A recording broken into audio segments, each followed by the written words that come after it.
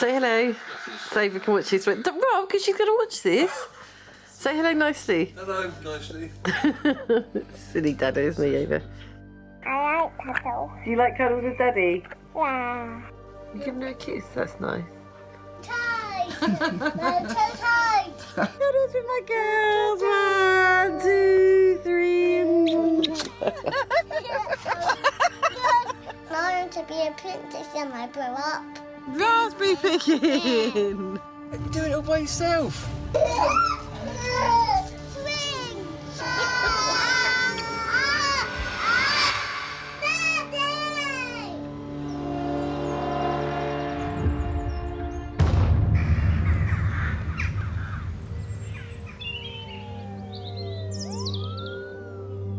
Sussex police are investigating after the bodies of 4 people were discovered at a house in Woodmancote, West Sussex. Kelly Fitzgibbons, Ava aged 4 and Lexi aged 2 suffered fatal gunshots. Robert Needham also dead, the shotgun in his hands.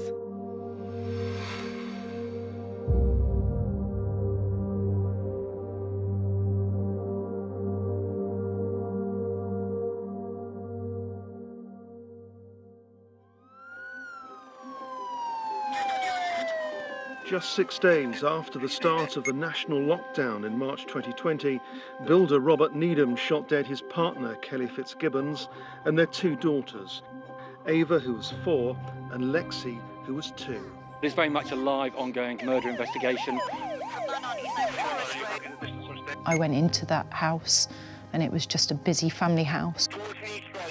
Little girls' toys, pictures on the wall and reward charts.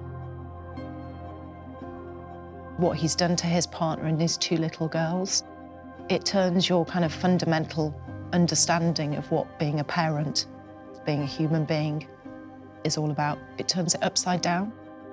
Robert had no history of violence with the police. There was no record of domestic abuse between them. This was just a shocking event that seemed to just come out of nowhere.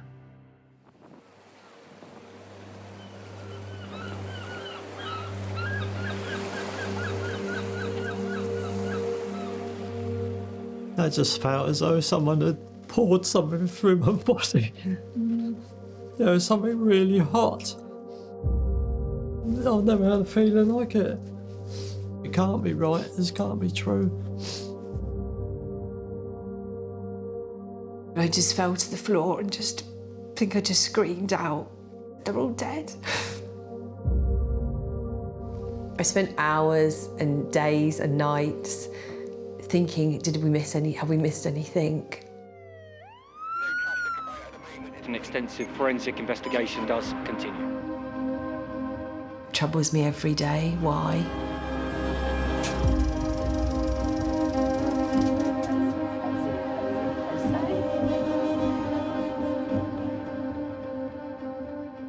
We looked absolutely identical. We had so much fun together, and it was like growing up with my best friend. She was so warm. She'd laugh walking in the room, probably nothing to laugh at, but that was her personality. Kelly and Emma were the twins that all the girls wanted to be and all the boys wanted to be with. And I was lucky enough to be their best friend, so I felt really honoured. A lot of our group of friends started settling down and getting married. Kelly was getting a bit bored with going out drinking at the weekend, and she wanted somebody to, go for the walks with, watch some films with. And then Kelly met Rob. She must have been 26. Rob filled that void. Kelly just settled down when she met Rob. They were really happy. He was quiet, quite introvert, but Kelly wanted to be loved. Rob used to look at Kelly adoringly. He never got annoyed with her. Rob was really dependable. He was always sending her nice cards and being quite loving. When I first met Rob, this sort of shy person came in with Kelly, disappeared in the bedroom and shut the door, Socially, Rob wasn't very confident. I thought he's quite shy, but he seemed a nice guy. If he made Kelly happy, then that was all that we wanted. Yeah. I was quite surprised, I remember, at how comfortable she got with him so quickly. Within a year, they were living together. So Rob had always been a builder, and he did well. Kelly was proud of his role because she'd quite often send me pictures of various things he'd done. Hallway. And this is the main bedroom. It's really cool. Rob! He was a builder, he liked a beer, you know, he went fishing. So he was quite a stereotypical male.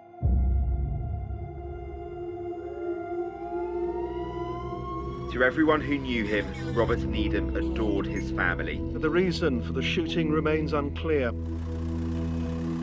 The ballistics expert attended the scene alongside our forensic team and the forensic scientist. He was able to tell us that 6 shots were fired. All those shots hit their intended target. There was no struggle between 2 parties with the weapon. All that evidence suggests that Kelly was taken by surprise at Rob's actions.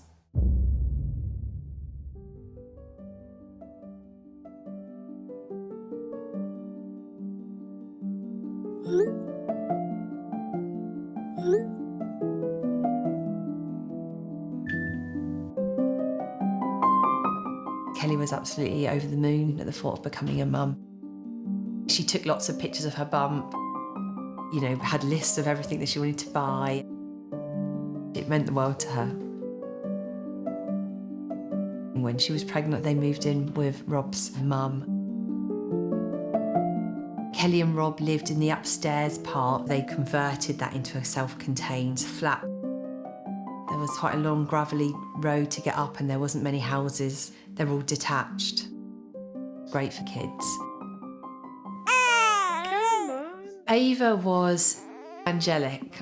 She just had the clearest, beautiful complexion. Ava, hiya. She had little sticking out ears like her dad, actually. Well, he's very gentle, Dad. Oh. Never raised his voice. Rob just absolutely adored her and doted on her. She's just sucking it, isn't she?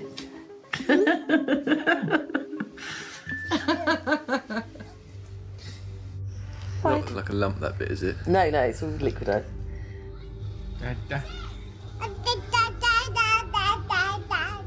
She swallowed the cow to catch the goat. She swallowed the goat to catch the dog. Kelly felt supported. She swallowed the cat to catch the bird. I think she thought he was a great dad. She swallowed the swallow to catch the fly. I don't know why she swallowed the fly. Perhaps she'll die. When Ava was around 16 months, Kelly became pregnant again with Lexi. Just give her a kiss. Yeah. Lexi Lulubelle. Hello, darling. Hello, you're such a happy little baby. Lexi was just a mini Kelly. She was much more outgoing and cheeky. Yeah! Hello, my baby. No, thank you, darling. You have it. Motherhood completed Kelly. It was everything she'd ever wanted. And this is the tree with all the presents. Here's Daddy!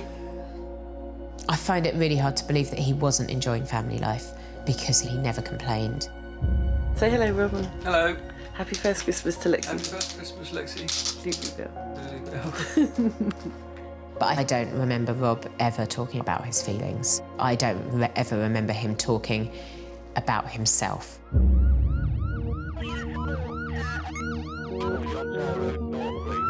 Ava, aged 4, and Lexi, aged 2, were found in the main bedroom having suffered fatal gunshot wounds. Everybody that went into that property was affected by what they saw. Ava and Lexi were in their parents' bed in the master bedroom. The girls appeared to be wearing pyjamas. Ava was nearest the door. From the ballistics expert, we could tell that Ava had been shot at close range.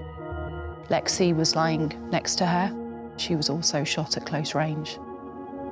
We know Kelly was initially shot on the landing and that she moved into the bedroom. She was on the floor next to the bed. The fatal shot was shot at close range. The family dog was also shot, and Robert was on the landing just outside the bedroom.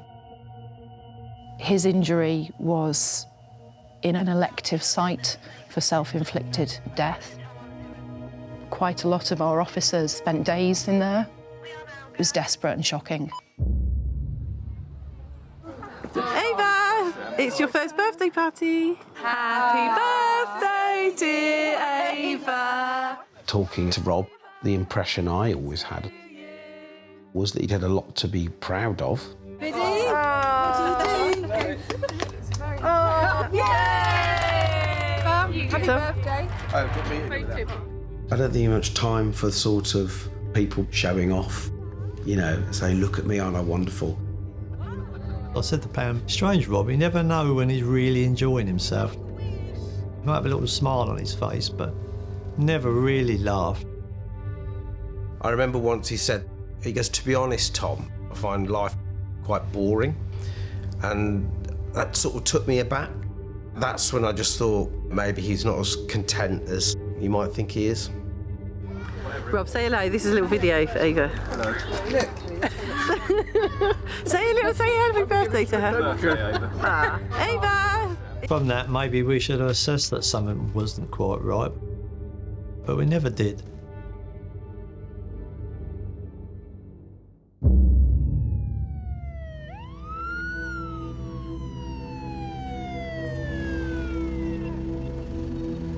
To everyone who knew him, Robert Needham adored Rob his Needham shot Kelly and their children. Ava, aged 4, and Lexi, aged 2. At point-blank range. Before turning the gun on himself.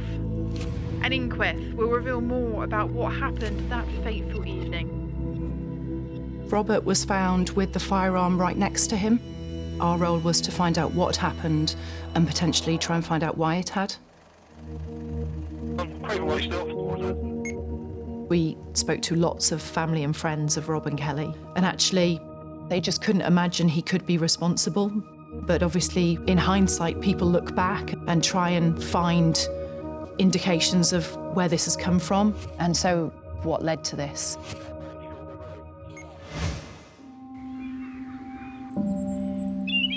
Come on, Lou, race, race, race. Well, if Rob was sitting here now, you would think he was the nicest guy in the world. Clever girl. Ava, where are we? Are we in the Lake District? I don't know whether he was so underhand and secretive and manipulative that there weren't any signs. Look at her, Rob. Or whether Kelly just didn't pick up on it. Ava, look. I think we have to accept that we knew nothing about Rob. You're going to get to Dada. Can I have it? Can I have it? Ava. Kelly's twin sister, Emma Ambler, said, I thought life was good for Kelly, Rob and the girls. Rob Needham got a gun licence so he could shoot rabbits.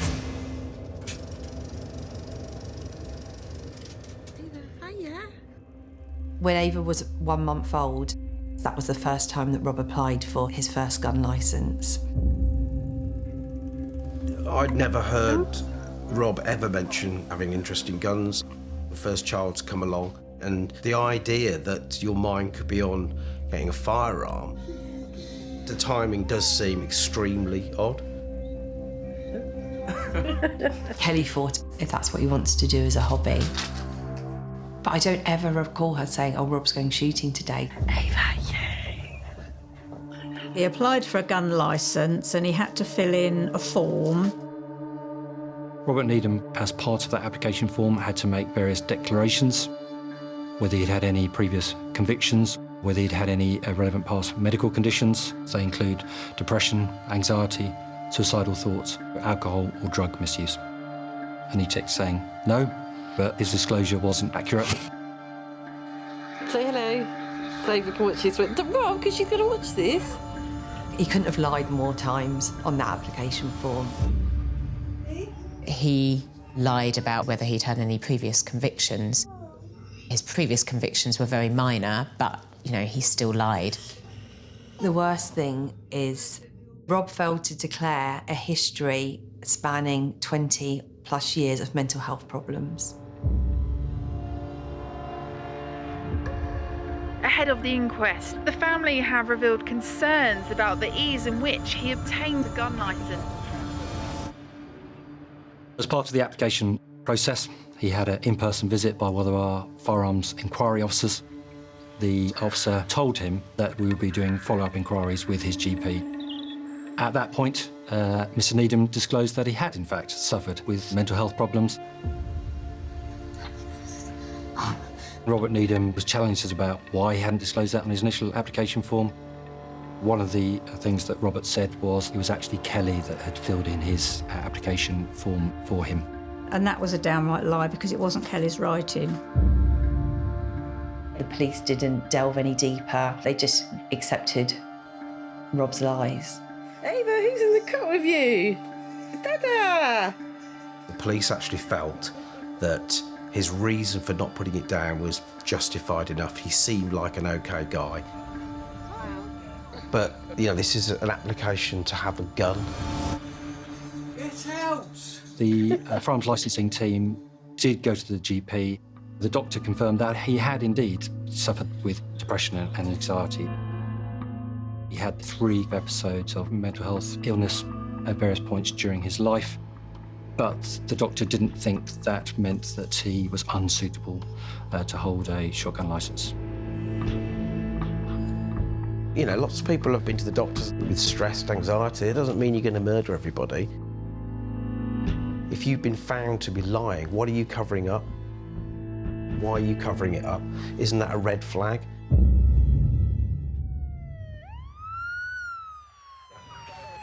The inquest heard that Robert Needham lied on his original application for a firearms licence, failing to mention he'd been treated for depression and stress. We saw from his records that he had a mental health history that spanned all of his adult life, some of which was known to the police firearms licensing team, some of which wasn't. We needed to investigate, was there anything Rob himself was going through which could have explained what actions he took? But there was no current mental health record, so whether he was having mental health difficulties at that time or not, we'll never know. It certainly wasn't reported to the GP. Trying to find an answer for why this happened, we need to look quite a way back in the history of Robert and Kelly.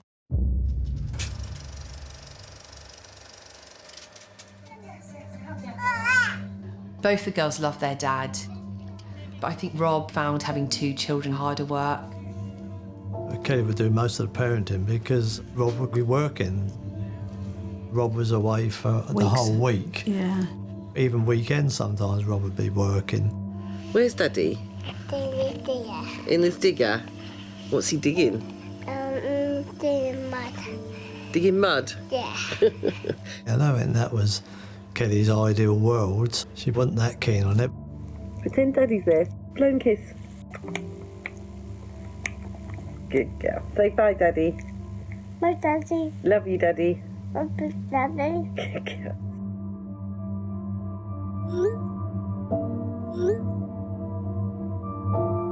His time away seemed to get longer as the girls were around. Are you looking forward to seeing Daddy when he comes home? Yeah. Do you want him to read you this story? Yeah. Sometimes he could have come home and he chose to stay.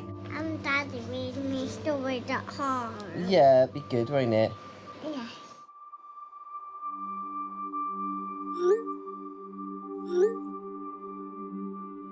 He used to go off weekends, sometimes in the week, fishing.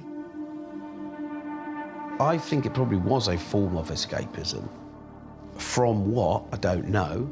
Daddy's the best daddy in the whole wide world. Maybe a time out from family life and just have a bit of, or whatever. Your mind just wanders down all these paths. If somebody's told that many lies, it's sort of like anything's possible. There was no doubt that the perpetrator of the heinous act was Robert Needham.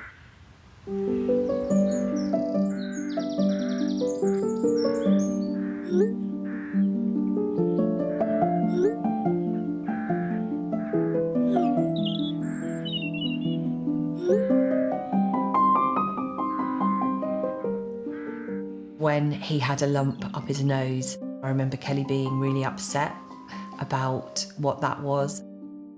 Kelly had been told from Rob that it was caused by him being a builder and all the different things that he would have inhaled over the years. You put it on there, Lulu. Well, as far as we know, Rob didn't ever tell Kelly the real reasons to what was wrong. This had been caused by continuous use of cocaine.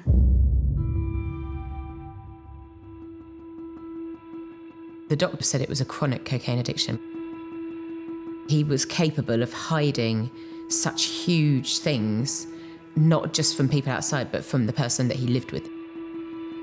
Sometimes I feel frustrated, thinking, why didn't you ask some more questions? Why didn't you check what he was doing?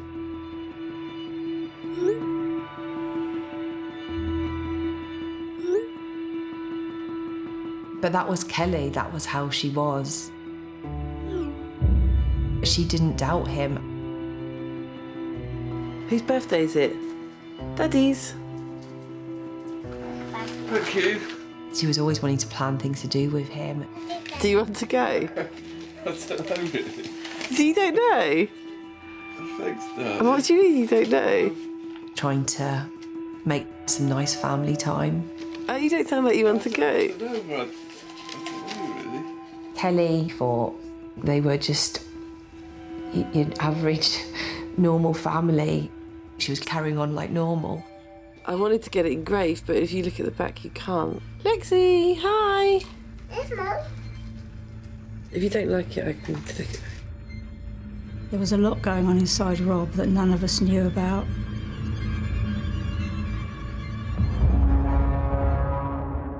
The family who to the outside world appeared strong and stable. No indication of the inner turmoil he was experiencing. Daddy's got a beer, as always. Haven't you? Rob? Yeah. Are you going to talk to the camera? No. For Ava to watch when she's older? No? It's possible that there were things going on that Kelly chose to ignore Very pretty. and just pretended they weren't happening. I'll stop now.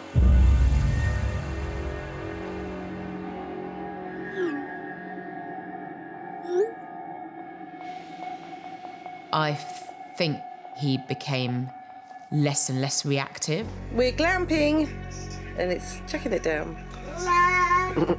Let's go and see Dada. He was becoming more introvert, and he was just learning to keep stuff in. Daddy's listening to the cricket, Ava, isn't he? We knew nothing about Rob having a drug habit, nothing at all. Hey up, Daddy. Hey up, Daddy. Hey up. He never did a lot around the house. Hang on, darling. He lacked motivation. Too Or much maybe beer. too much alcohol. Too maybe. much alcohol. So he always used to just grab a beer and go and sit down. He never seemed to be affected by drink. I was always amazed how much he could drink and be totally normal, you know. We thought that to do what he did, he would have to have been pretty drunk and also high on something. So it was a great surprise when he wasn't. Robert Needham had used cocaine in the preceding months. Sussex police was asked about a possible explanation.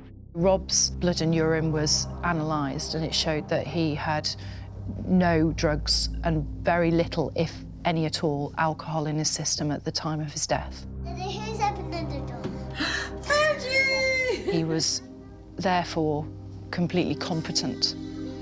There was nothing from an intoxicant point of view that could have had an impact on his ability to take action or to consider what to do. That was a shock, a surprise, and that obviously meant that we needed to try and understand what else could be behind his actions on that day. To be able to do what he's done and shoot in cold blood his whole family, I would say now I think he was some sort of psychopath.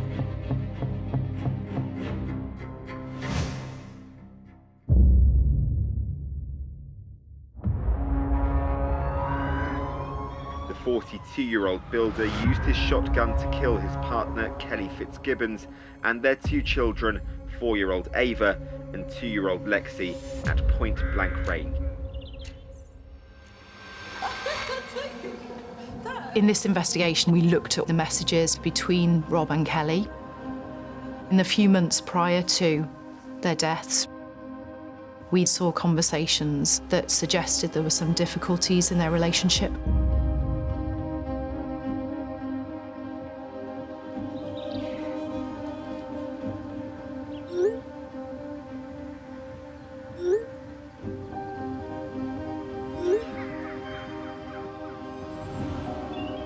There were phases of her not being as happy as we had thought.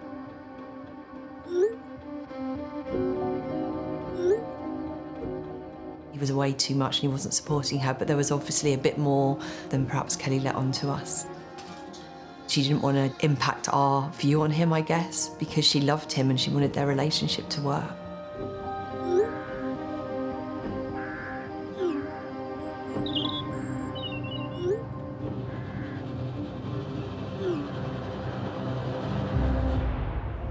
Kelly wasn't scared of Rob at all. I always thought she was completely herself with him.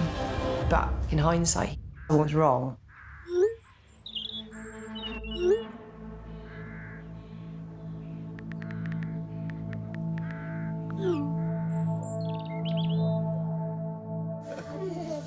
I don't believe that, in the case of Kelly and Rob, that you can know what goes on behind closed doors.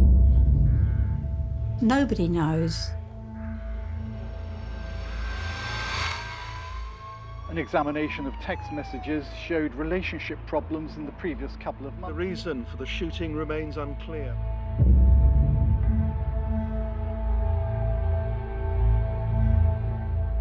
We'd been with Rob and Kelly in the February before this happened.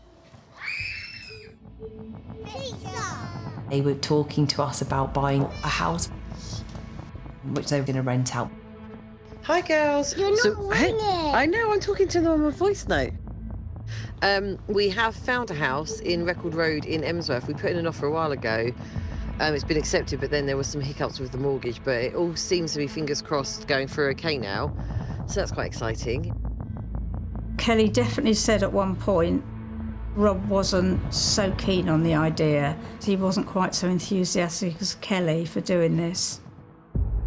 Rob was definitely the breadwinner in the family, and so I'm sure that did add some pressure on. We looked for reasons that would make Rob do what he's done.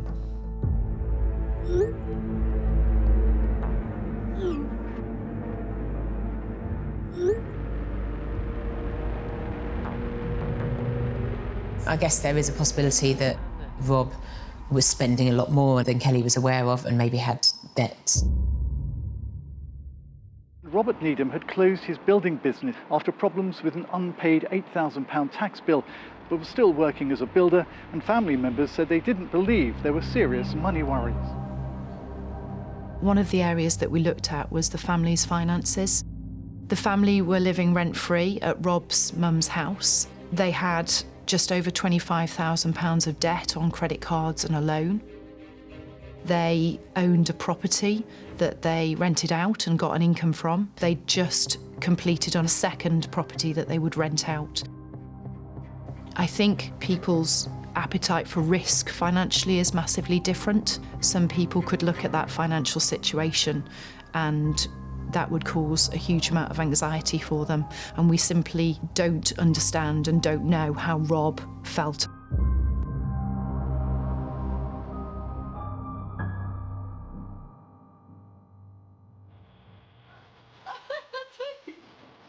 Kelly and Rob were together for 14 years. We all wished them a happy anniversary.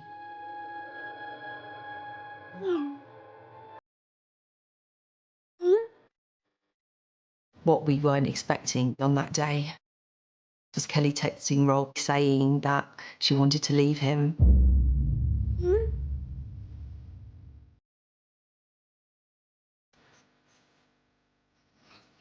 I think it was a threat to make Rob improve his ways, really. I don't think Kelly loved him. I don't think she would have gone, but Perhaps he didn't know that.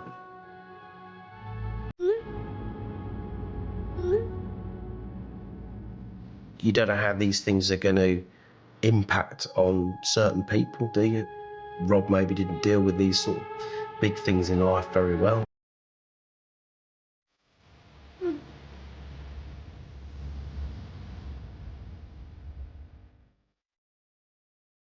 So the last time I see Kelly and the girls and Rob was 2 weeks before this all happened. And everything was so normal. Everyone just seemed so, as they would be, so relaxed as ever, you know. Rob said, I'll drop you off at the station if you like. So I said, yeah, that'd be great. And jumped out and said, yeah, thanks for the lift, Rob, you know. See you later, and off he went. And then a few days after seeing you, Rob did go and buy the gun.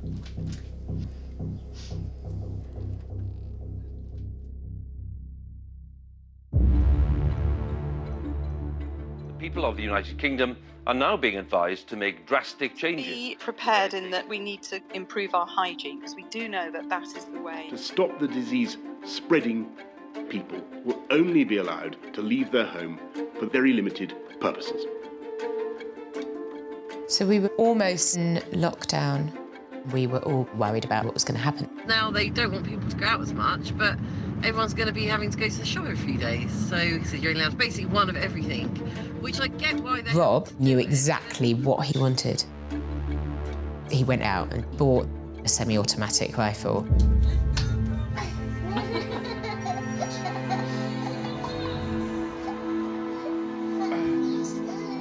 However long we'd been planning it, it culminated to that point. That's when he'd made a decision. When he bought that firearm, he'd known what he was going to do then.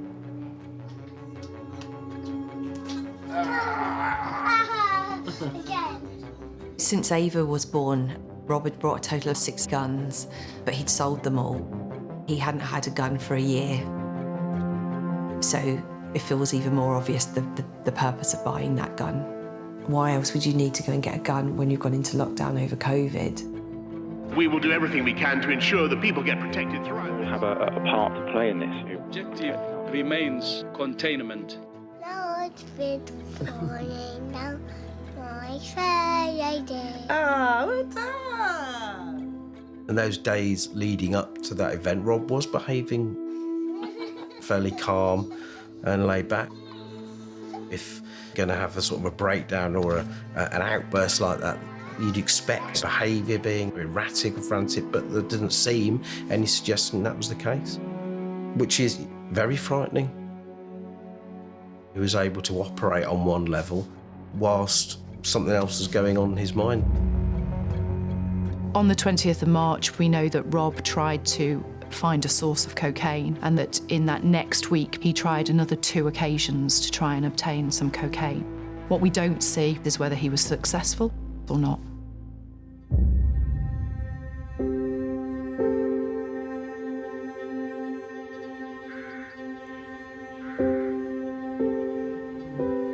It was on the Friday that Rob, Kelly and the girls and the dog all went for a walk around Westbourne, which is a lovely little walk around the country lanes.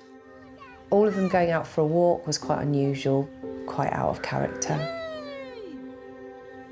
Rob wanted to make the most of some last time together, which I know sounds awful and weird and horrible, but that's what I believe it was. Rob Needham had some financial worries and was frustrated by lockdown. Although he had a history of cocaine use, there was no alcohol or drugs in his system when he fired his weapon.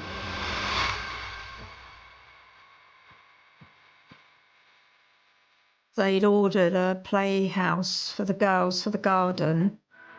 Rob was putting it together for them on the morning of Saturday the 28th. Some of the behaviour was there to try and normalise the situation or even make it special. He's putting up that house for his beautiful children that should have had years of playing in it, knowing in his head that they were never going to get to do that. I guess that their very short life was happy. But it just breaks my heart because they were just so young and so beautiful.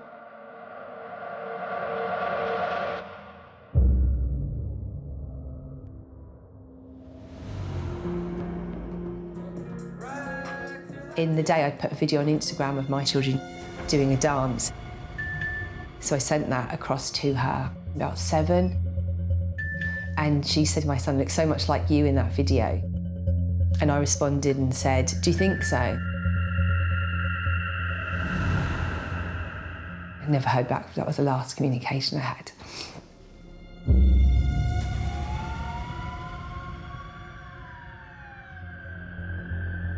We believe the girls were put to bed in the master bedroom in Kelly and Rob's bed. Kelly would put them a DVD on, and then more often than not, they fell asleep in there. Then a bit later, Rob ordered a Chinese meal. I think that came at about 9. The Chinese meal was definitely eaten by both of them, we know that.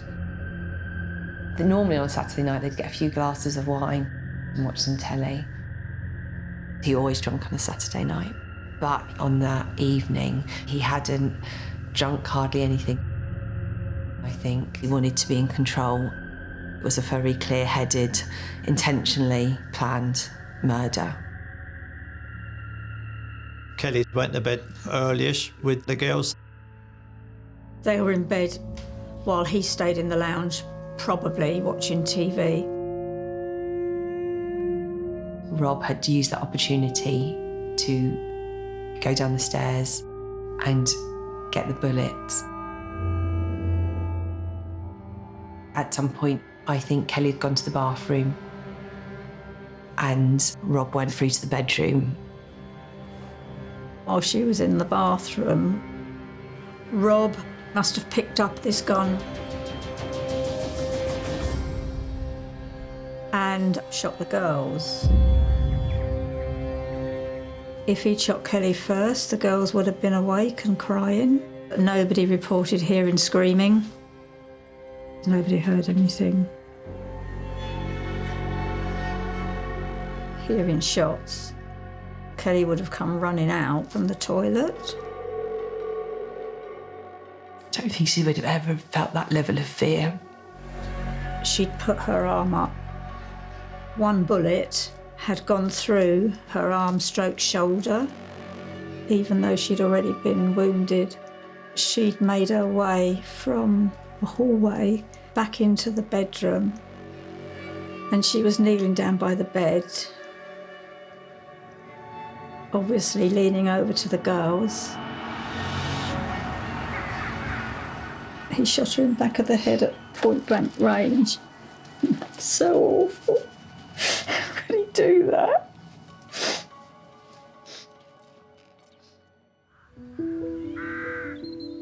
If he genuinely loved her, why make her suffer? I just find it so difficult to think about Kelly watching her own children get shot. So I always just have to say in my head that it was the other way around. It's the only way I can manage to process any of it, I think. And then obviously Rob did the dog in the hallway and then himself. But how much longer later that was, we don't know.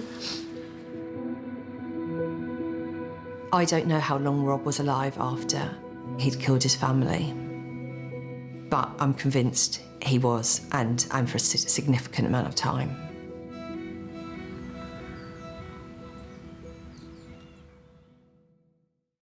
Lexi, blow kiss. Ah. Say hiya. Say hiya.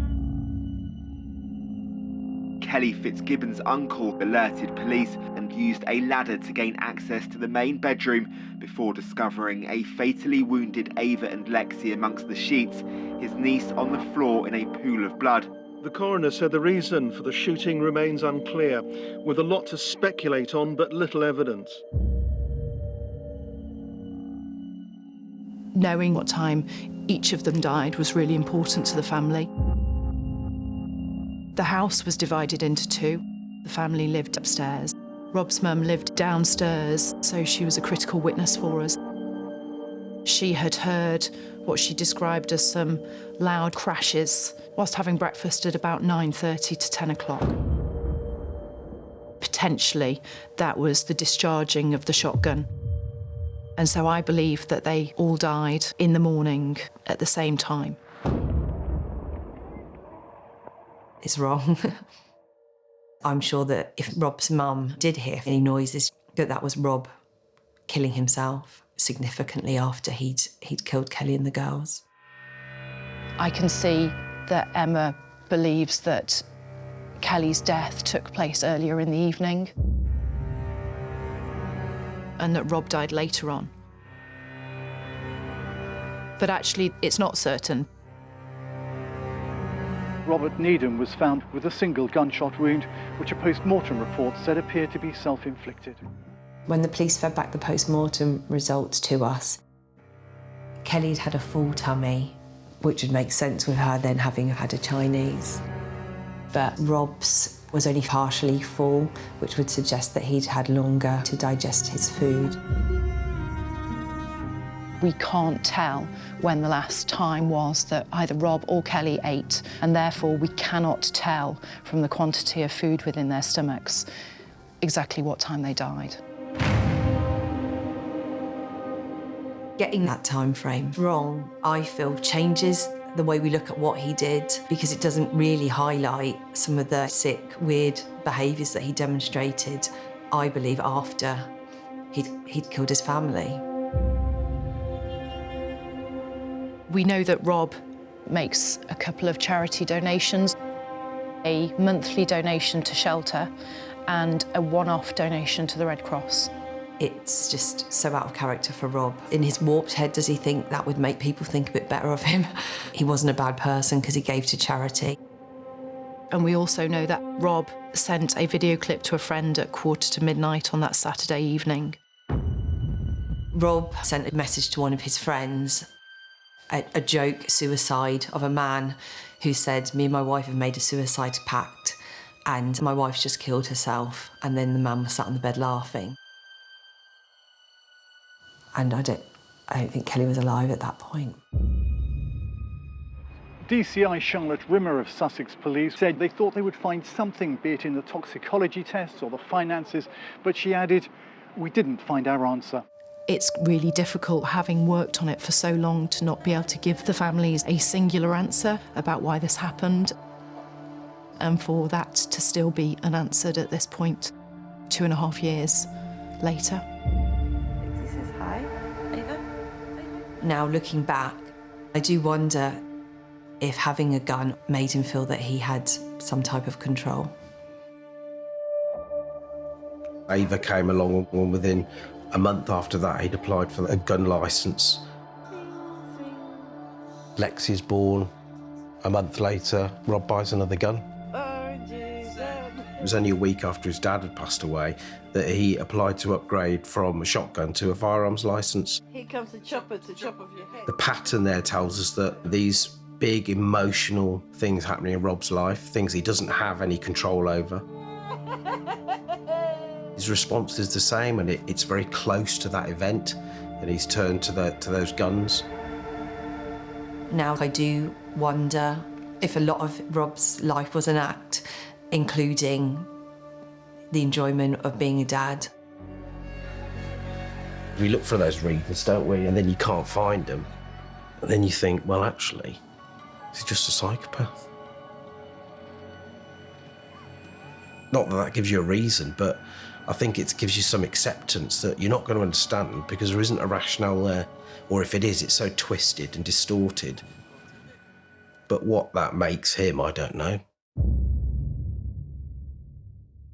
We firmly believe that if Rob hadn't legally had access to a weapon that allowed him to kill them in such a fast and cowardly way, they would still be here now. Robert Needham lied on his original application for a firearms licence. The coroner said that the system has now been made more robust. The victim's family said they still want further improvements to be made. I don't think there's anything that Kelly could have done, or anybody else actually, apart from not giving him the gun licence and the gun that would have prevented this. In Rob's case, no actual real rules were broken. It was just that the process is so feeble that he was able to just get this licence because it's not robust enough. Some of the key learning from this particular case is that when we have applications, we need to be rigorous in our investigation around those applications, not necessarily take things at face value, but to dig deep and to challenge and ask questions.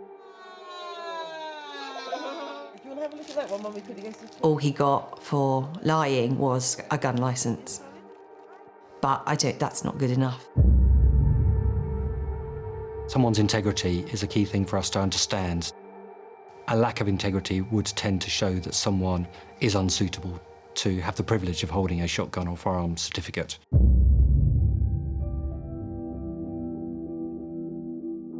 I feel so strongly about the gun licensing that I don't want anybody else or any other family to ever go through what me and my dad go through every day. Having that contact with the families and trying to provide the best possible service for them in such a terrible time is a privilege to be able to try and do.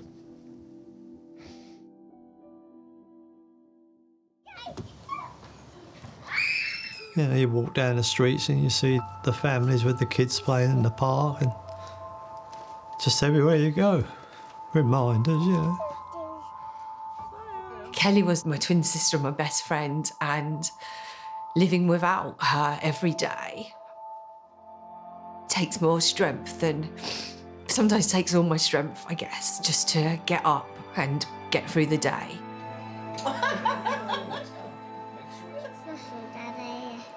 Processing the girls on top of Kelly is almost incomprehensible. I can't even process that I've lost the girls as well. Yeah. What did they do to deserve it?